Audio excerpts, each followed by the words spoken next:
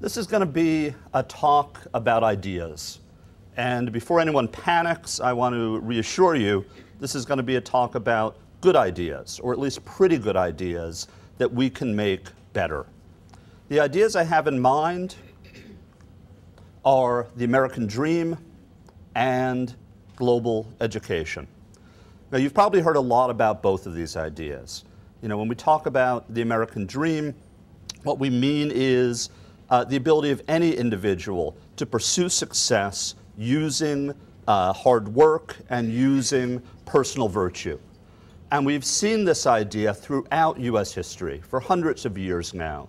It's embodied in our founding documents, in the Declaration of Independence, which declares that all men are created equal and are endowed by their Creator with certain inalienable rights, among them life, liberty, and everyone's favorite, the pursuit of happiness. We see it embodied in the writings of people like Benjamin Franklin, who in his autobiography describes 13 virtues that can help any young person achieve success. And these are temperance, silence, order, resolution, frugality, industry, moderation, cleanliness, tranquility, sincerity, humility, chastity, and justice. If you work hard and if you have these qualities, according to the American dream, you can and will succeed. The American dream has inspired generations upon generations of people all across the world, and millions have come to the borders and the shores of the United States in search of this dream. Today, there are at least 40 million people in the U.S. today that were born in another country. And they go to work every day, and they possess virtue, and they seek success, and they pursue their own dream. But that's not it. That's not all. All around the world, we see countries inventing their own version of the American dream, the Chinese dream, the Indian dream, the Brazilian dream, the Korean dream, the Vietnamese dream. And what all of these dreams have in common is a single critical idea, that if you work hard and if you cultivate personal virtue, you can achieve success. Everyone, everywhere, on some level, is attracted to this core idea, whether you call it the American dream or simply the human dream. Now, I've presented the American dream in kind of a rosy glow kind of way. It's all good, right? Well, there's a problem with the American dream. And in fact, there are two problems with the American dream, two flaws which actually interfere and undermine the achievement of the dream. And I want to talk to you about those two flaws and what we can do about them. The first flaw has to do with how success is measured. Many, many people look at the idea of the American dream and they say, well, it's all about money. It's all about personal success. It's all about getting bling. It's all about buying big houses and fancy cars and expensive electronics. And a lot of people think that there should be more to life than that life should not be simply the pursuit of success measured in monetary terms. And the fact is, it doesn't have to be. And if we study the history of the idea of the American dream, we meet people like Henry David Thoreau, and we meet people like William S. Burroughs, and we meet people like F. Scott Fitzgerald, which see that there is more to life than just money. Well, what are some of those things? What else can we measure our success by? I have a list. Athleticism, fame, health, honor, political office, inner peace, religious salvation, independence, intellectual stimulation, other types of stimulation, marital bliss, and even the number of friends or followers you have on the internet or otherwise. All of these things are reasonable to pursue, are a source of happiness for someone. And if we're going to take the core idea of the American dream seriously, we're going to need to give ourselves permission to pursue success in any number of different ways. And we're going to have to give one another permission to pursue success in any number of different ways. And some of these ways are going to be extremely idiosyncratic. Sometimes I imagine myself driving a ruby red Ford Mustang convertible, built in the year of my birth, down the Pacific Coast Highway at dawn, surf music blasting on the stereo, and my best girl by my side. And here she is, the car, not the girl.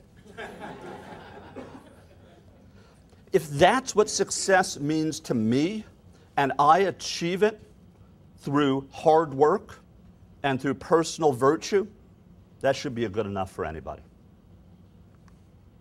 There's a second flaw, though, and this flaw is a little bit tougher to overcome. And it has to do with how success is achieved. Now, according to the basic idea of the American dream, if we work hard and we possess good moral character, we can achieve, we can succeed. But what this idea ignores is that there might be external factors that prevent us as individuals or even entire groups within society from pursuing success.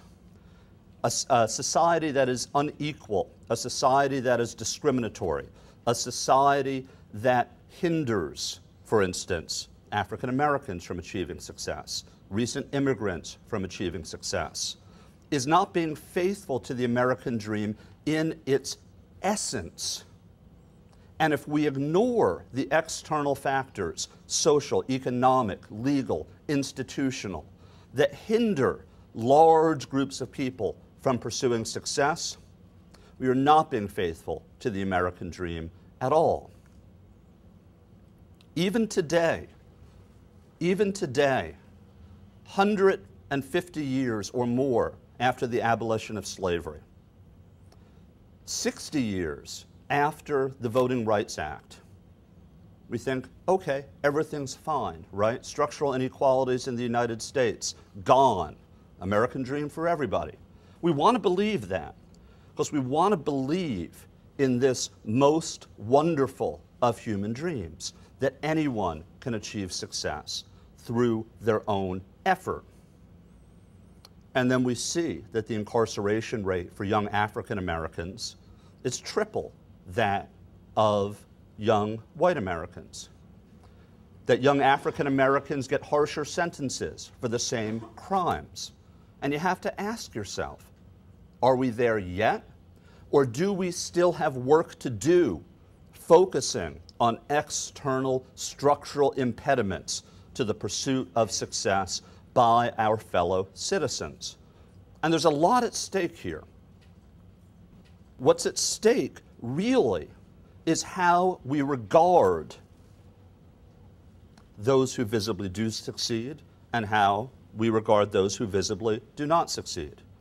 If you've got lots of money, well, aren't we inclined to say, you must have earned it, you must have worked hard, you must deserve what you have. Certainly we don't want to tax you in order to build roads or bridges or schools. Yeah? And if you haven't succeeded, well, that must be because you're lazy or on drugs. Couldn't have anything to do with the fact that the schools in your city are no good. Couldn't have anything to do with the fact that you're profiled by the police in your community. Couldn't have anything to do with those external factors. But of course it does. And if we blind ourselves to those realities, the American dream is a sham. As I said, this is a pretty good idea, and we want to make it better. Martin Luther King Jr. and Lyndon B. Johnson did not agree on very many things, but this is something they agreed on. And both of them were committed to the principle, as King said, that people be judged by the content of their character, not the color of their skin. And they both agreed that there were too many systematic impediments to the pursuit of success by large groups of people in the United States. A race is not fair if half the people start 50 yards back and the other half of the people start 50 yards forward.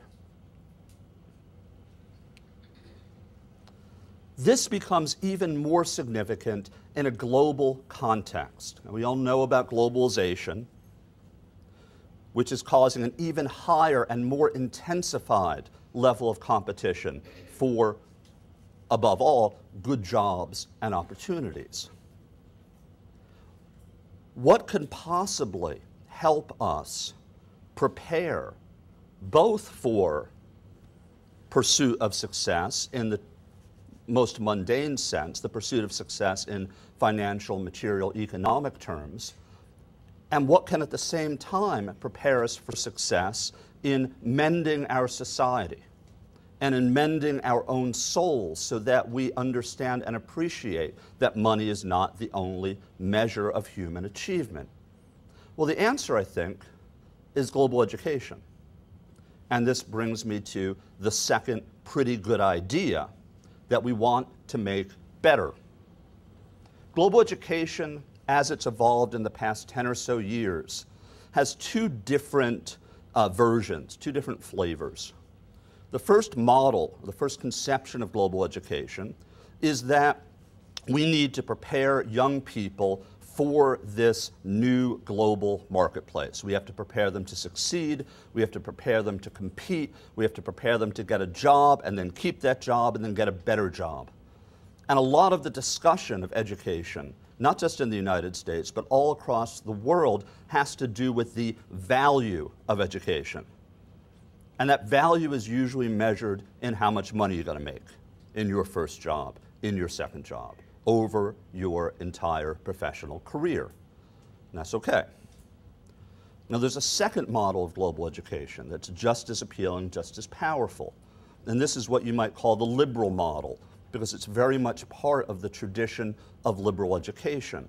And what liberal education seeks to do is prepare young people for citizenship, prepare young people for social responsibility, prepare young people to be thoughtful about themselves and their choices and their actions. And there are a lot of people at universities that will tell you that you need to choose between these two models of global education. That you either have to dedicate your curriculum to preparing people for jobs, or you have to dedicate your curriculum to preparing people to be socially responsible citizens, and that there just isn't enough time to do both. And I think that's wrong. I think it's deeply wrong. And I think this is a way that we can make the idea of global education better. When you think about the two sides of global education, or the two different models of global education, and you begin to actually list what students need to learn and be able to do, you discover that there is actually a considerable amount of overlap. If you make a list of what the qualities of good citizens are and what the qualities of successful people in the professional world are, they are pretty much the same. What's different is the application, not the preparation. And here are some of those qualities. Learning a foreign language is going to help you whether you're in business or whether you're living in a multicultural community. Learning to communicate effectively is going to help you whether you are seeking professional success or whether you're trying to improve circumstances in your town or in your city or in your state. Knowledge of global issues, understanding of different cultures, the ability to think critically, the ability to think ethically. All of these qualities, business leaders will tell you, are what they want to see. But they're exactly the same qualities that you would want to see in socially responsible citizens. Knowledge of science and technology. Well, that's going to help you whether you're working for a big multinational corporation or whether you're concerned with global warming or pollution or genetically modified crops. So where's this all leading? It's leading to an understanding of global education that can achieve two very different but important things. It can prepare students for professional success, for financial achievement and security. It can and should do so. But at the same time, it should help us make our society better so that everyone truly has a chance, a fair chance, to pursue success. And it should also open us to the wide world of different ways of measuring success that go far, far beyond money and the things money can buy. Now, how are we doing? If you look at university curricula, we're doing okay. We're making some progress, but there is a lot more work to be done. And it's the responsibility of students to demand education of this nature, and it's the responsibility of faculty and university leaders to provide this kind of education, global education for the American dream.